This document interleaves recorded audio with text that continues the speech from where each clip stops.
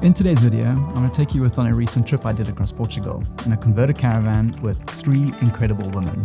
And during this time, I was reminded of how slowing my life down improved my mental health, especially with my anxiety. So I thought I'd show you what that looks like for me and share 6 of my most life-changing, practical, slow living tips.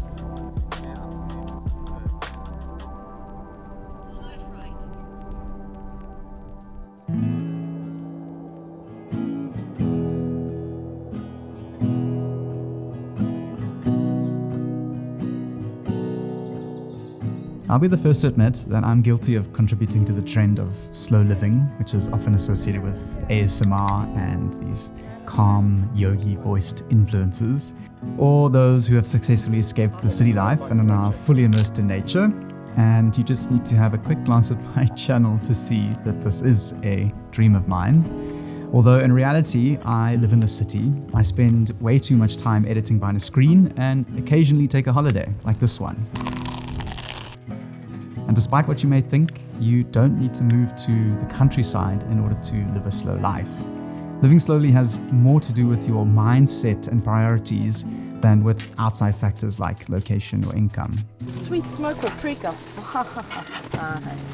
So these are 6 of my personal tips that have helped me bring some much needed stillness to my life. No matter what the situation, I follow these principles because it gives me the tools I need to reclaim my time and live with purpose.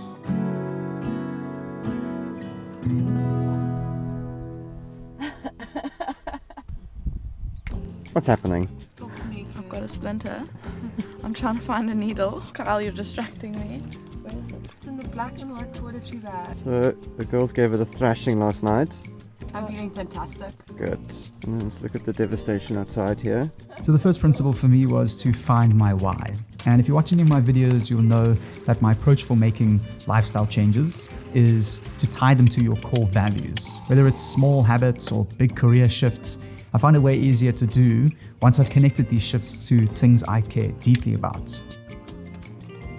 By connecting slow living habits and lifestyle decisions to a core part of who you are, you'll have the motivation and strength to overcome the difficulties. And they are difficult. I personally had to learn the difference between discipline and motivation. And when I lacked motivation, I practiced discipline.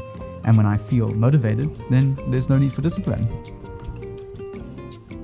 Number 2 was treating my free time like a commitment. And I often treated my free time like a luxury rather than a necessity.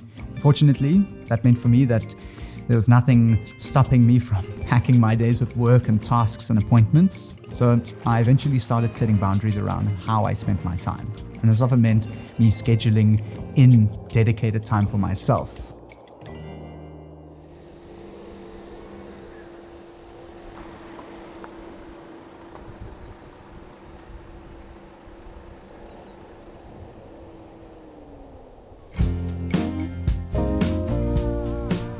And as my daily practice, I often try to do one thing that brings me joy in the day.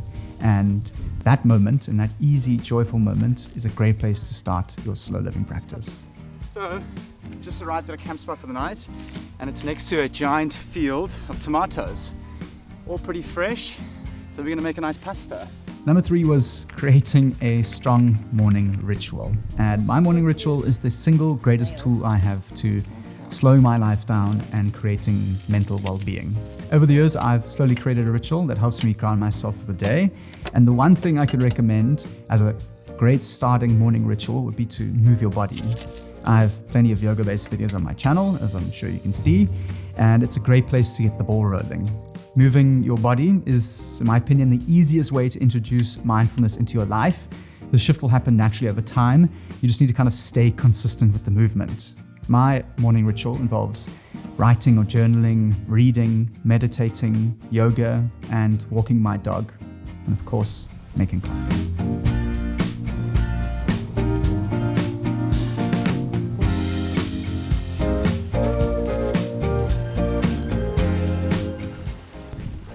Number 4 was fixing my sleep schedule. My mental health has been turbulent throughout my life, and the one major influence on keeping my mind calm is sticking to a regular sleep pattern. There's plenty of information out there as to why this is important for you. It's got to do with your circadian rhythms, but it's incredibly difficult to be intentional and self-reflective when you're tired all the time. My sleep schedule is roughly between 10 p.m. to 5 a.m., give or take half an hour, not more than half an hour at a time. But I try to keep this as consistent as possible. And at first, I thought that I would not be able to get enough sleep. But once I adjusted to the schedule, I actually became more energetic.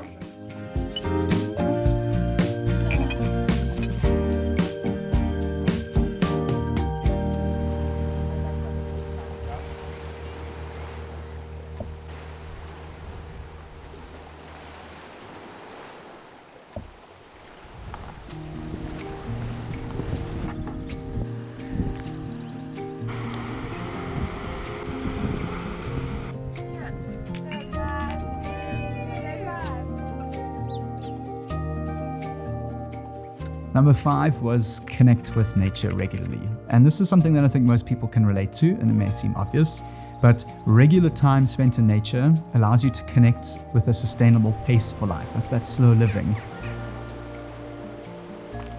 Honestly, the wildlife here has been incredible this morning. I just love the sounds of the birds and the seagulls and the ocean. Try to have like a little lion, but it's almost impossible. Here they come. Hey, how cool. Let's make some coffee. You can learn way more from spending time outdoors than you can from reading any book or watching any YouTube video. You just need to be there in nature to receive it. For me personally, my dog Frankie makes this easier because she needs a walk every morning.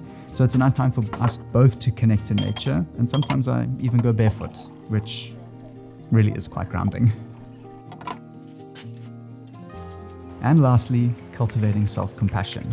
This is a process which doesn't happen overnight as much as I really want it to be.